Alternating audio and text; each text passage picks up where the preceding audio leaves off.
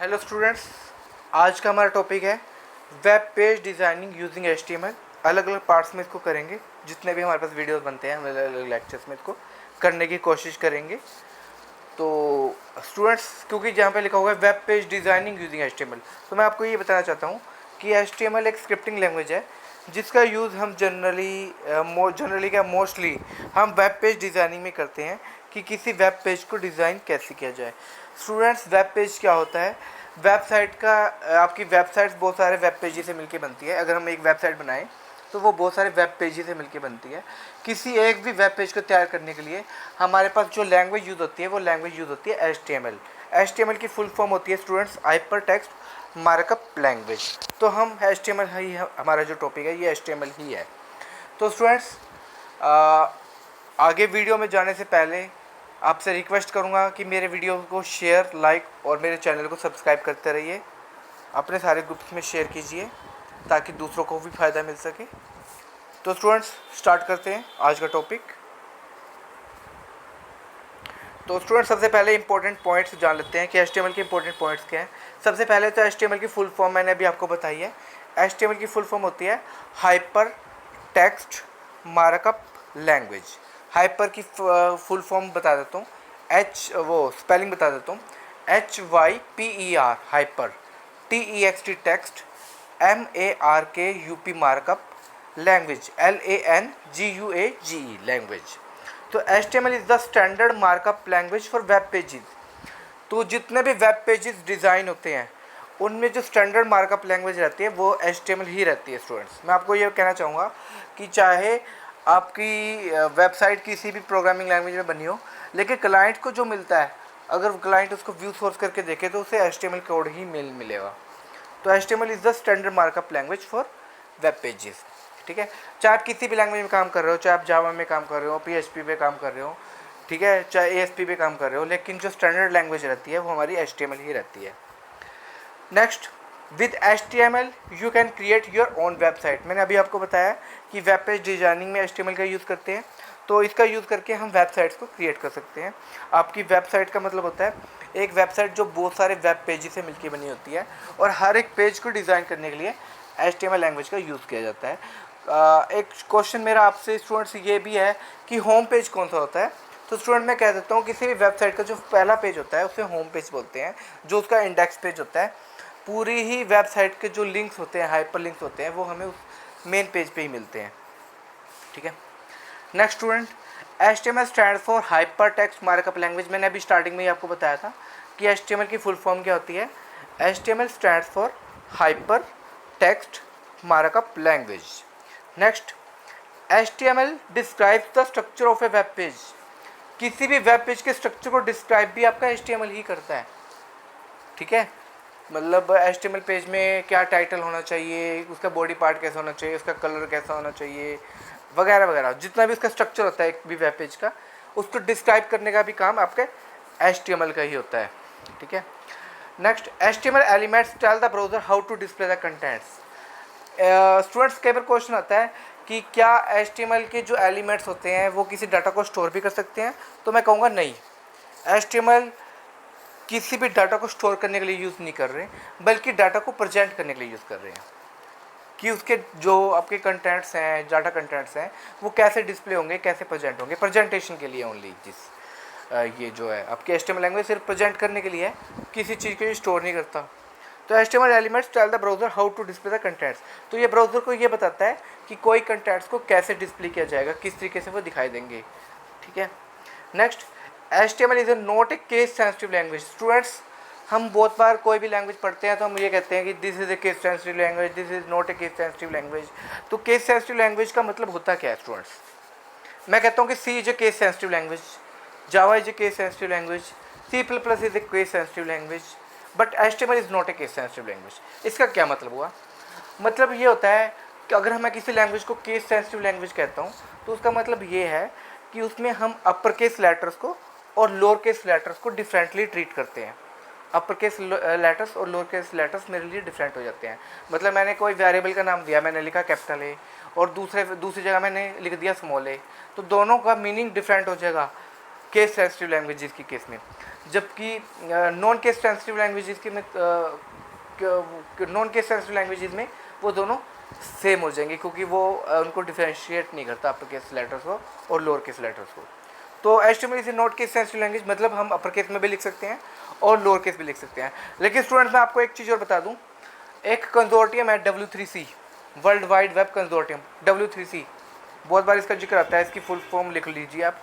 इसको लिखते हैं, पहले W लिखते हैं, W के बाद न्यूमेरिक में 3 लिखते हैं, नंबर्स में 3 डिजिट होता है ना, वैसे लिखते हैं W3, और उसके बाद कैपिटल C, W भी कैपिटल में, फिर न्यूमेरिक 3, सॉरी, पहले W कैपिटल में, फिर न्यूमेरिक 3 और उसके बाद C, और W3 का मतलब होता है वर्ल्ड वाइड वेब, और C का मतलब है कंसोर्टियम, CONSORTIUM। तो वर्ल्ड वाइड कंसोर्टियम जो है, जो आपके ये सारे www जो सर्वर है, आपके जितने भी ये वेब पेजेस हैं, इनको मैनेज कर रही है, वो ये कहती है कि वैसे वो रिकमेंड करती है कि हमें जो है HTML के एलिमेंट्स लोअर केस लेटर में लिखने चाहिए। हालांकि कोई ऐसा रूल नहीं है कि, मतलब हार्ड एंड फास्ट रूल नहीं है कि हमें अपर केस में ही लिखना है या लोअर केस लेटर में लिखना है, लेकिन W3C की रिकमेंडेशन है कि हमें लोअर केस लेटर्स में कमांड्स को लिखना चाहिए, मतलब एलिमेंट्स को लिखना चाहिए जो HTML के एलिमेंट्स होते हैं। ठीक है students, Tim Berners Lee invented www in 1989। क्योंकि हमारा पूरा वेब भी अगर हम देखें तो www पे बेस्ड है। www की फुल फॉर्म होती है वर्ल्ड वाइड वेब, जो कि आपके सारे सर्वर्स, वेबसाइट्स, सभी कुछ सारे वेब पेजेस को मैनेज कर रहा है। ठीक है, तो टिम बर्नर्स-ली ने इसे इन्वेंट किया था www को 1989 में। लेकिन इन वेब पेज पे, वेबसाइट पे काम करने के लिए कोई लैंग्वेज चाहिए थी, तो उन्होंने HTML को इन्वेंट किया था 1991 में। तो 1989 में तो आपका www आया था स्टूडेंट्स, और 1991 में HTML को इन्वेंट किया था। तो मेन क्वेश्चन आता है कि इसमें किसने इन्वेंट किया था? टिम बर्नर्स-ली ने इन्वेंट किया था, www को भी और HTML को भी। ठीक है स्टूडेंट्स, आगे चलें। नेक्स्ट इज टैग्स और एलिमेंट्स। HTML में टैग्स का क्या मतलब होता है? बहुत जगह हम कहते हैं HTML टैग्स, और हम इनको HTML एलिमेंट्स भी कह सकते हैं। ये HTML के एलिमेंट्स भी हैं। एलिमेंट्स वो बेसिक चीज़ें होती हैं, वो बेसिक कंपोनेंट्स होते हैं जिनसे आपका किसी भी चीज़ का पूरा स्ट्रक्चर डिज़ाइन होता है। तो HTML को भी डिज़ाइन करने के लिए, वेब पेजेस को डिज़ाइन करने के लिए हमें कुछ बेसिक एलिमेंट्स, कुछ कंपोनेंट्स चाहिए। उन एलिमेंट्स को और को हम HTML टैग्स भी बोल देते हैं, उन कंपोनेंट्स को भी। तो HTML tags are the elements which are use to present different components of a web page. तो मैंने वही कहा है, एक वेब पेज के बहुत सारे कंपोनेंट्स हो सकते हैं। एक वेब पेज में आपको टाइटल हो सकता है, उसका बॉडी पार्ट हो सकता है, उसका फूटर हो सकता है, उसका हेडर हो सकता है, वगैरह वगैरह बहुत सारी चीज़ें होती हैं। ठीक है, बहुत उसमें कलर्स होते हैं, इमेजेस हो सकती हैं। तो ये सारे आपके एक वेब पेज के कंपोनेंट्स हैं। तो डिफरेंट कंपोनेंट्स को प्रेजेंट करने के लिए हमारे पास HTML में डिफरेंट टैग्स होते हैं। तो HTML टैग्स को हम एलिमेंट्स बोलते हैं, जो आपके वेब पेज के डिफरेंट कंपोनेंट्स को प्रेजेंट करते हैं। HTML tags are also used to format the components of a web page. इनकी हेल्प से हम वेब पेज के कंपोनेंट्स को फॉर्मेट भी कर सकते हैं। जैसे मान लो मुझे बैकग्राउंड में कलर चेंज करना है, वो भी हम कर सकते हैं, या मुझे किसी कैरेक्टर्स का फॉन्ट चेंज करना है, वो हम कर सकते हैं, किसी को बोल्ड, इटैलिक, अंडरलाइन करना है, वो हम कर सकते हैं।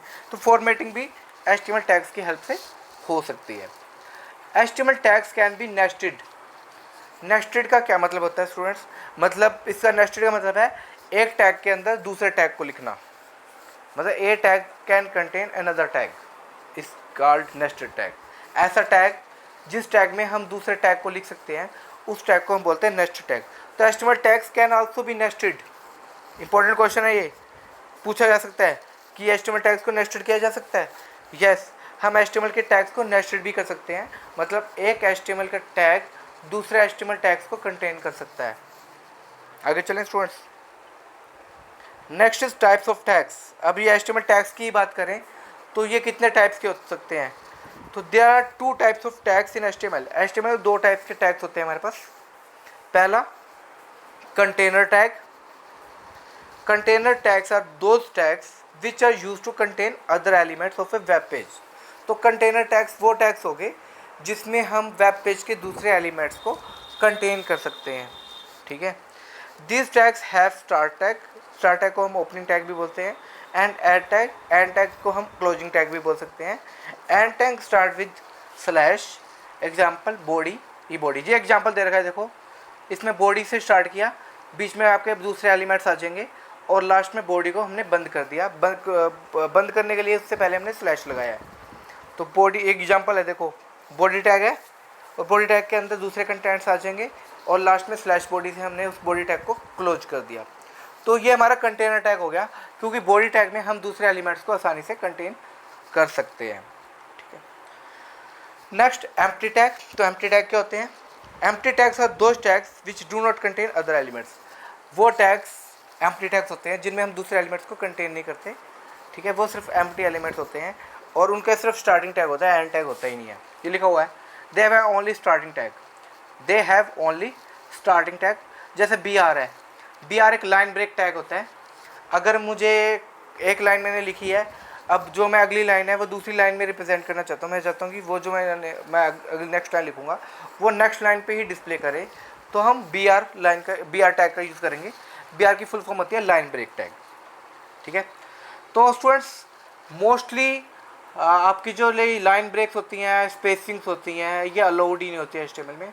मतलब अलाउड तो क्या, हम कोई लाइन ब्रेक या स्पेसिंग अगर देते भी हैं अपने, अगर बिना किसी टैग के मैंने कोई लाइन ब्रेक कर दी या स्पेसिंग दे दी, तो HTML उसको अपने आप ट्रंकेट कर देगा, ख़त्म कर देगा, उस एक्स्ट्रा स्पेस को वो रिमूव कर देगा, लाइन ब्रेक्स को रिमूव कर देगा। लेकिन BR टैग की हेल्प से हम लाइन ब्रेक लगा सकते हैं।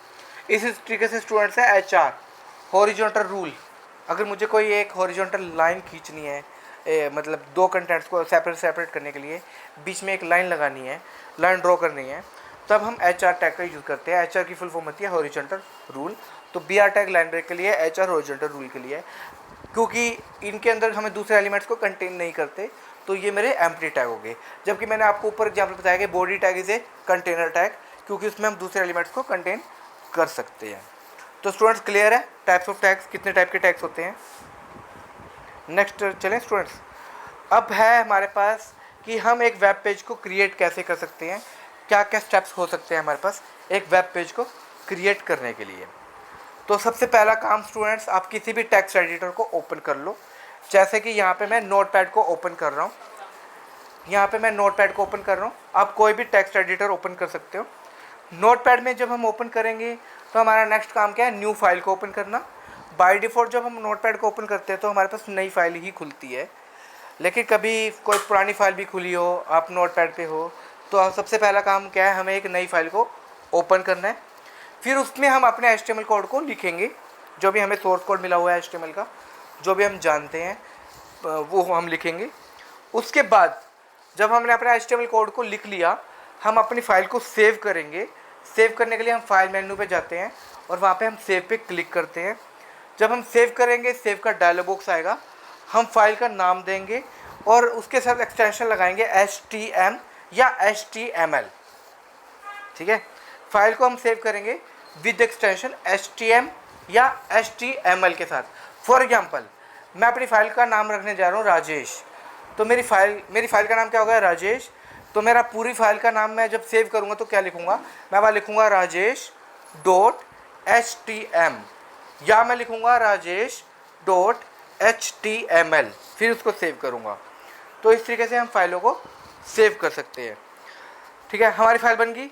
अब now the web page is ready to execute on a web browser. अब सिंपली हमने क्या करना है, हमारा जो भी वेब ब्राउज़र है, चाहे हम गूगल क्रोम यूज़ कर रहे हों, मोजिला फायरफॉक्स यूज़ कर रहे हैं, इंटरनेट एक्सप्लोरर यूज़ कर रहे हैं, वहाँ पे उस पर्टिकुलर पाथ पे जाके हमें इस फाइल को ओपन करना है। जैसे मान लो मेरी फ़ाइल डेस्कटॉप पर है, तो मुझे ब्राउज़र में भी जब मैं ओपन करूँगा तो मैं डेस्कटॉप पर जाऊँगा, ओपन डायलॉग बॉक्स के अंदर डेस्कटॉप पे जाके मैं अपनी फ़ाइल को सिलेक्ट करूँगा और ओपन पे क्लिक कर दूँगा, मेरी फ़ाइल ओपन हो जाएगी। अदरवाइज़ आपकी जो फाइल का आइकन बना हुआ है, आपको वो पता है कि आपने अपनी फ़ाइल को कहाँ पे सेव किया है, आप उस पर्टिकुलर पाथ पे जाओगे और आपकी जो फाइल का आइकन बना हुआ है उस आइकन पे आप डबल क्लिक कर दोगे, तो आपका जो डिफ़ॉल्ट ब्राउज़र है उसके अंदर ही वो तो खुलेगा ही खुलेगा, उसके अंदर आपकी जो फाइल होगी वो भी साथ के साथ खुल जाएगी। ठीक है स्टूडेंट्स, नोटपैड में हमने सिर्फ कोड लिखा है, लेकिन ब्राउज़र पे वो एग्जीक्यूट होगा, मतलब उसको प्रेजेंट किया जाएगा। HTML कोड कैसे प्रेजेंट हो रहा है आपका, ये एक देखो स्टूडेंट्स, एक एग्जांपल के थ्रू मैं समझा रहा हूँ। जैसे मैंने यहाँ पे रन कमांड को ऑन किया। ये रन कमांड आती कहाँ कैसे है, स्टार्ट बटन पे जब हम क्लिक करते हैं, या मैं विंडो की होती है हमारे कीबोर्ड पे, विंडोज़ की होती है ना, उसके साथ मैं आर प्रेस कर देता हूँ तो रन वाला डायलॉग बॉक्स आ जाता है। ये जो मेरे पास डायलॉग बॉक्स है, इसमें मैंने लिखा नोटपैड ओके। स्टूडेंट्स, हमारे पास डिफरेंट तरीके हैं नोटपैड को ओपन करने के लिए। आप स्टार्ट बटन पे क्लिक करोगे, उसके अंदर एक्सेसरीज में जाओगे और वहाँ पे नोटपैड को सिलेक्ट कर लोगे, या फिर आप इस तरीके से रन कमांड में नोटपैड लिखोगे तो ओके पे क्लिक करोगे तो नोटपैड हमारा ओपन हो जाएगा इस तरीके से। ये मेरा नोटपैड यहाँ पे ओपन हो चुका है। यहाँ पे मैंने अपने सोर्स कोड को लिखा, ठीक है। ऊपर देखो स्टूडेंट अनटाइटल्ड है, मतलब अनटाइटल्ड का मतलब है ये है कि मैंने अभी इस फाइल को सेव नहीं किया। इसमें मैंने अपने HTML कोड को लिखा। कैसे लिखा है, मैंने पहले HTML स्टार्ट किया है, ठीक है। लास्ट में मैंने HTML टैग को बंद किया है क्योंकि HTML tag is a container tag. इसी तरीके से हेड टैग लिया है मैंने, हेड टैग के अंदर टाइटल टैग लिया है। तो हेड टैग मेरे यहाँ पे एक नेस्टेड टैग हो गया ना। नेस्टेड टैग मैंने बताया था वो टैग होते हैं जो दूसरे टैग्स को कंटेन करते हैं। तो हेड टैग के अंदर मेरा टाइटल टैग है, मैंने वहाँ पे लिखा माई वेब पेज। तो ये टाइटल टैग में जो मैंने लिखा है ये मेरे पेज के टाइटल पे आएगा। मतलब जब मैं ब्राउज़र खोलूँगा, ब्राउज़र में ये फाइल खोलूँगा तो ब्राउज़र विंडो में जो टाइटल बार होगा उस पर जो टाइटल आएगा वो टाइटल ये लिखा आएगा माई वेब पेज। तो ये मेरा हेड टैग के अंदर हो गया। फिर नीचे मैंने टैग स्टार्ट किया बॉडी टैग, जो एक्चुअल में मेरा डॉक्यूमेंट का पार्ट है, वेब डॉक्यूमेंट का पार्ट है, वो मेरा है बॉडी टैग। बॉडी टैग में मैंने हेडिंग डाला है H1 जो है हेडिंग के लिए टैग होता है। तो इसमें मैंने लिखा है कंप्यूटर, और फिर मैंने नेक्स्ट लाइन में मैंने कंप्यूटर की एक डेफिनेशन लिख रखी है सिंपल। तो कंप्यूटर एक हेडिंग आएगा, उसके नीचे आपकी सिंपल उसकी एक डेफिनेशन आएगी जब मैं इस वेब पेज को रन करूँगा। खैर, यहाँ पे मुझे ये बताना था कि कैसे हमने एक नोटपैड में फ़ाइल को बनाया, उसको सेव करेंगे। फाइल में जाके मैं सेव पे क्लिक करूँगा तो सेव एज का डायलॉग बॉक्स आ जाएगा। यहाँ पे देखो स्टूडेंट, मैंने पाथ सेलेक्ट करके है डेस्कटॉप, मैंने ऊपर सेलेक्ट क्या करके है डेस्कटॉप, और मैं ये नीचे फाइल का नाम दे रहा हूँ xyz.html। सेव के बटन पे क्लिक करूँगा तो डेस्कटॉप पे मेरी एक फ़ाइल बन जाएगी जिसका नाम होगा xyz.html। अब सिंपली मैं डेस्कटॉप पे जाके जो xyz.html वाला आइकन है उस पर डबल क्लिक करूँगा, मेरी फ़ाइल ओपन हो जाएगी। या मैं ब्राउज़र को खोलूँगा और उसमें ओपन कर लूँगा फाइल को तो ओपन हो जाएगी। तो ये देखो स्टूडेंट्स, यहाँ पे टाइटल आ गया माई वेब पेज, जो कि मैंने वहाँ पे दिया था वो यहाँ पे टाइटल आ रहा है माई वेब पेज।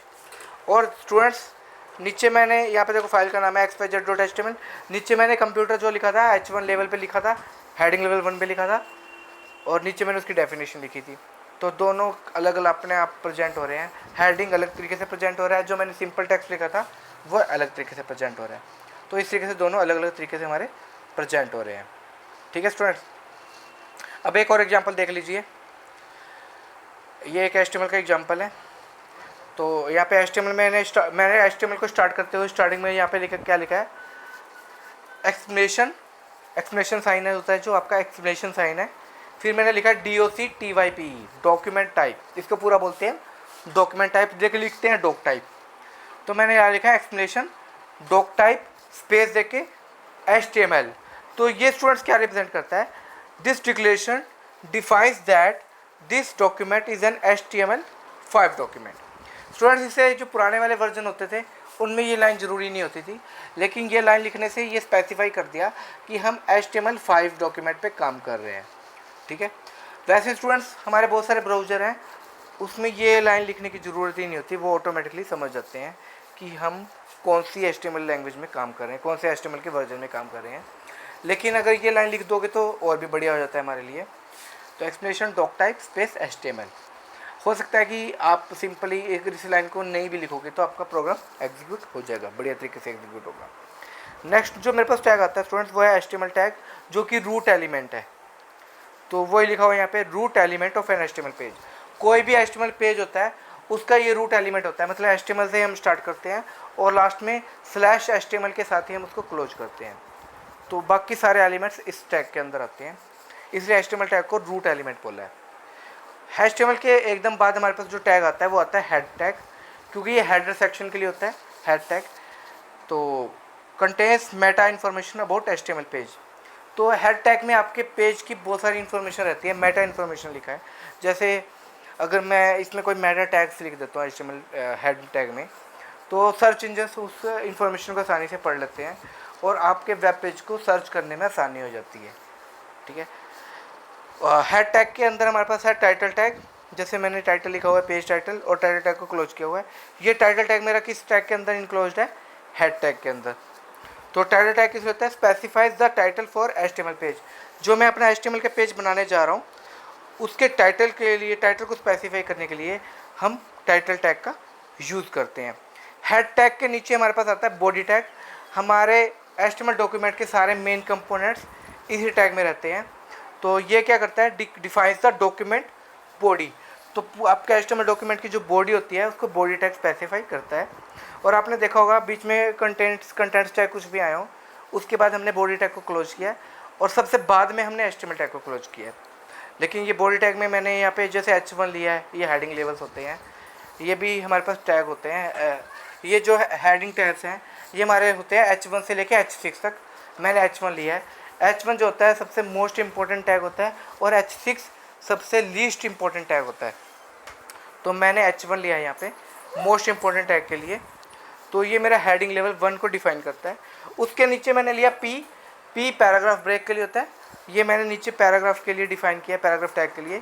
इसमें मैंने लिखा है जैसे माई फर्स्ट पैराग्राफ, तो ये मेरे पैराग्राफ को डिफाइन कर रहे हैं यहाँ पे। ठीक है students, next HTML headings. HTML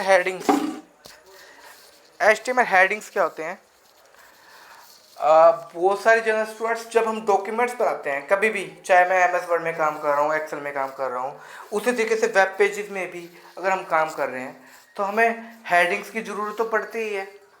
ठीक है, हमारे पास कोई भी ट्यूटोरियल है, कोई पैराग्राफ है, उसके लिए हमें हेडिंग्स चाहिए।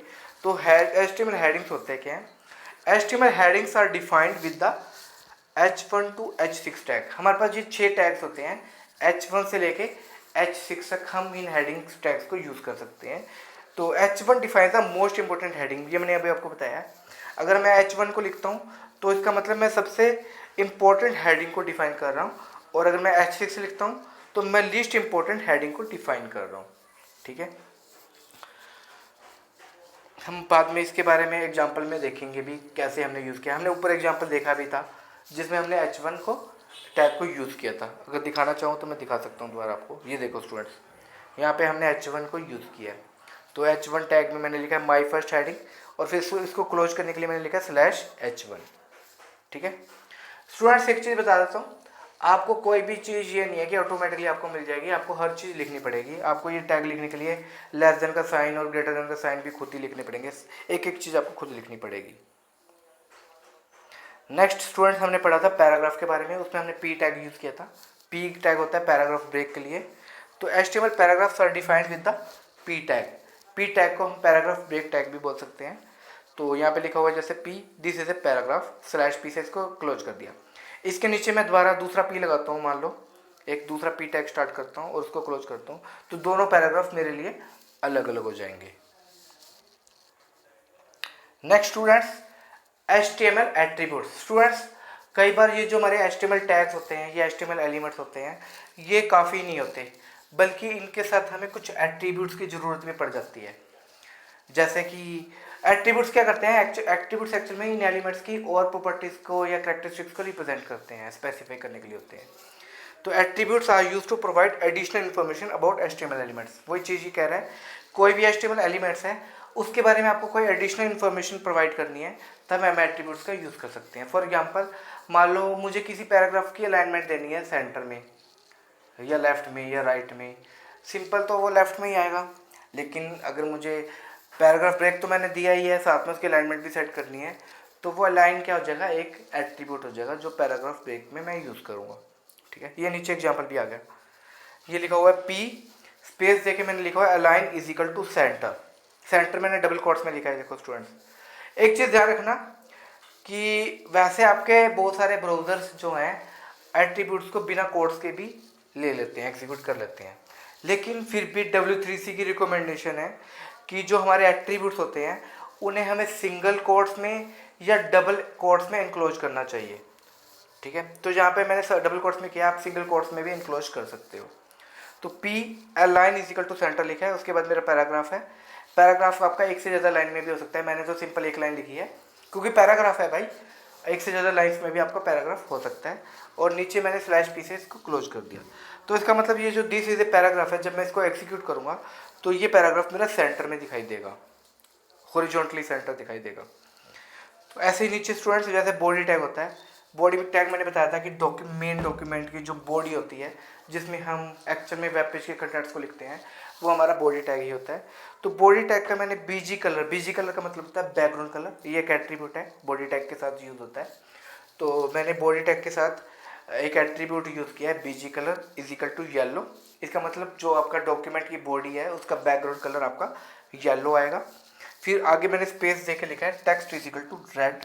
इसका मतलब उसका जो बैकग्राउंड कलर है वो तो येलो आएगा, लेकिन जो हम लिखेंगे उसके ऊपर वेब पेज पे जो भी हमने लिखना है, कंटेंट्स जो भी हमने दिखाने हैं, वो कंटेंट्स मेरे रेड कलर में आएंगे। ठीक है, तो लास्ट में हमने बॉडी टैग को क्लोज कर दिया स्लैश लगा के, बीच में मेरे पास बॉडी टैग के कंटेंट्स आ जाएंगे।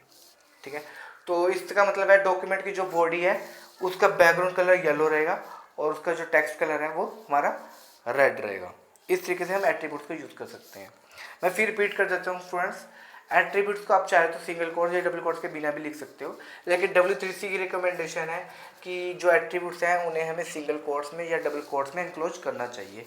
तो मैं तो हमेशा करता हूँ स्टूडेंट्स, मैं ध्यान रखता हूँ कि सिंगल कोट्स या डबल कोट्स में लिखा जाए। फिर भी कहीं पे गलती, अगर आपको कहीं पे एग्जाम्पल कोई ऐसा मिल जाए जिसमें मैंने सिंगल कोट या डबल कोट नहीं लगाया तो प्लीज़ मुझे माफ़ कर देना। नेक्स्ट है HTML इमेजेस। अगर मुझे कोई इमेज इंसर्ट करनी हो तो मेरे जो डॉक्यूमेंट है, क्योंकि वेब पेज है सिंपल, आपके जैसे हम डॉक्यूमेंट MS वर्ड में बनाते हैं, एक्सेल में बनाते हैं, वो डॉक्यूमेंट तो हमारे एक स्टैंड अलोन कंप्यूटर के लिए होते हैं। लेकिन वेब पेज का मतलब है कि उसे तो लाखों करोड़ों आदमी देखेंगे, नेट पे देखेंगे। ठीक है, तो है तो वो भी एक तरह का डॉक्यूमेंट ही। तो डॉक्यूमेंट है तो उसमें भी जैसे हमें नॉर्मल डॉक्यूमेंट्स में पिक्चर चाहिए होती हैं, वैसे हमें वेब पेज पे भी पिक्चर्स चाहिए, तो हम इमेजेस इंसर्ट कर सकते हैं। स्टूडेंट, इमेज को इंसर्ट करने के लिए या पिक्चर को इंसर्ट करने के लिए हमारे पास जो टैग यूज़ होता है उस टैग का नाम है IMG टैग। इसको वैसे इमेज टैग ही बोलते हैं, लिखने में हम IMG लिखते हैं। तो IMG tag is use to display HTML images. अब ये कैसे लिखते हैं स्टूडेंट, एग्जांपल देख लेते हैं। मैंने यहाँ पे लिखा IMG स्पेस SRC। SRC का मतलब होता है सोर्स, कि जो भी इमेज यहाँ पे वेब पेज पे दिखाई जा रही है उसका सोर्स क्या है। तो मैंने सिंपली लिख दिया logo.jpg, जहाँ पे मैंने कोई पाथ नहीं लिखा। स्टूडेंट्स, अगर हम पाथ देते हैं, अगर मेरी पिक्चर, मान लो ये जो मैं फाइल पे काम कर रहा हूँ, मैं जो वेब पेज पे काम कर रहा हूँ, और जो मेरी इमेजेस हैं अगर वो सेम फोल्डर में है तो मुझे पूरा पाथ देने की ज़रूरत ही नहीं है। फिर दोबारा रिपीट कर देता हूँ, आप जिस वेब पेज पे काम कर रहे हो वो जो फाइल है वो भी एक किसी पर्टिकुलर फोल्डर में सेव है। मान लो किसी फोल्डर में सेव है, उस फोल्डर का नाम है XYZ, उस फोल्डर में आपकी ये वाली फाइल सेव है, और आपकी जो इमेजेस हैं, जो आपकी पिक्चर्स आप यूज़ करने जा रहे हो अपने वेब पेज पे, वो भी मान लो उस XYZ फोल्डर में ही है, सेम फोल्डर में है दोनों चीज़। तो हमें पूरा पाथ देने की ज़रूरत ही नहीं है, वो अपने आप करंट जो डायरेक्टरी होगी वहाँ से आपके logo.jpg फाइल को उठा लेगा। अगर अलग पाथ में होती है तो हमें फिर पाथ देने की ज़रूरत पड़ जाती है, अगर वो किसी अलग पाथ में है तो। नेक्स्ट एट्रीब्यूट है स्टूडेंट्स ऑल्ट। ऑल्ट का मतलब होता है ऑल्टरनेट टेक्स्ट के लिए होता है ये। जैसे इसमें लिखा है द कंपनी लोगो। स्टूडेंट्स, अगर आपके किसी कारण से मान लो आपका वेब पेज इस पिक्चर को डिस्प्ले नहीं कर रहा, अगर वो पिक्चर को डिस्प्ले नहीं कर रहा, कोई एरर है, मिस्टेक है जिसकी वजह से आपकी पिक्चर को डिस्प्ले नहीं कर रहा, तो वो एक ऑल्टरनेट टेक्स्ट के तौर पे वहाँ पे दिखा देगा द कंपनी लोगो। मतलब इमेज तो नहीं आ रही लेकिन द कंपनी लोगो वहाँ पे डिस्प्ले कर देगा। दोनों में से एक चीज़ रहेगी, अगर पिक्चर डिस्प्ले नहीं हो रही तो the company logo alternate text दिखाएगा, और अगर पिक्चर आ रही है तो ये नहीं दिखाएगा। इसमें स्टूडेंट्स विड्थ और हाइट भी मैंने सेट किया है। जैसे विड्थ मैंने लिया 104, ये स्टूडेंट्स पिक्सल में होगी। हाइट भी मैंने लिया 104, मतलब 104, ये भी पिक्सल्स में होगी। तो मैंने पिक्चर की विड्थ और हाइट भी ले ली। पिक्चर का सोर्स क्या है, मतलब सोर्स में जिस पाथ से वो पिक्चर आएगी वो लिया है मैंने। और ऑल्टरनेट टेक्स्ट में मैंने लिखा है अगर किसी कारण से मेरी पिक्चर को डिस्प्ले नहीं करता तो वो ऑल्टरनेट टेक्स्ट को उसकी जगह डिस्प्ले कर देगा। ठीक है स्टूडेंट्स, तो आज का जो वीडियो है वो इतना है, क्योंकि आपके लिए ज़्यादा ना हो जाए। स्टूडेंट्स, एक रिक्वेस्ट है आपसे एक सिंपल वेब पेज बनाना है आपको। उस वेब पेज पे आपको ये सारे टैग यूज़ करने हैं, मतलब आपको उसमें HTML भी यूज़ करना है, HTML तो करना ही पड़ेगा use, head tag, title tag, body tag, आपके H1 से लेके H6 तक हेडिंग लेवल्स जो होते हैं वो आपको यूज़ करना है। P पैराग्राफ ब्रेक आपको यूज़ करना है। BR लाइन ब्रेक के लिए जो मैंने बताया था वो यूज़ करना है आपको। HR जो मैंने बताया था हॉरिजॉन्टल रूल, उसको आपने यूज़ करना है। इमेज इंसर्ट करने के लिए आपने IMG टैग को यूज़ करना है, ठीक है। तो ये सारे टैग का आपने यूज़ करना है, और हो सके तो इनके साथ यहाँ पे हमने एट्रीब्यूट यूज़ किए हैं वो भी करने हैं। जैसे मैंने बॉडी के साथ यूज़ किया था BG कलर, और मैंने टेक्स्ट भी यूज़ किया था बॉडी के टैग के साथ। पैराग्राफ के साथ मैंने अलाइन यूज़ किया था। तो आपको ये एट्रीब्यूट भी यूज़ करने हैं और ये एलिमेंट्स भी यूज़ करने हैं। स्टूडेंट्स, मैं ज़्यादा जल्दी चलना नहीं चाहता, मैं यही चाहता हूँ कि आप साथ साथ प्रैक्टिस भी करें और मेरे वीडियो साथ साथ देखते रहें। अगर आप साथ साथ मेरे वीडियो देखते रहोगे, साथ साथ प्रैक्टिस करते रहोगे, और तभी आपको फ़र्क महसूस होगा कि आपको वो चीज़ आ रही है, आपको वो स्किल्स आ रहे हैं। अगर आपने वीडियो देख लिया, आपको लगा कि हाँ हाँ बढ़िया है, मैंने तो पढ़ लिया HTML, और जब आपको कोई किसी ने कह दिया कि वेब पेज बना के दिखाना है, तब आप नहीं बना पाओगे, क्योंकि आपने प्रैक्टिस नहीं की। आपने डेमोस्ट्रेशन तो ले लिया मेरे वेब वीडियो से, लेकिन आपने खुद प्रैक्टिस नहीं की। तो स्टूडेंट्स, प्रैक्टिस से आदमी परफेक्ट बनता है, सिर्फ डेमोस्ट्रेशन से नहीं। डेमोस्ट्रेशन तो मैं दे रहा हूँ, लेकिन प्रैक्टिस तो आपको करनी है, ठीक है स्टूडेंट्स। तो आज के लिए काफ़ी है ये वीडियो। मेरे नेक्स्ट वीडियो को वेट कीजिए, हो सके तो वो अभी आपको मिल जाएगा साथ के साथ। Thank you very much.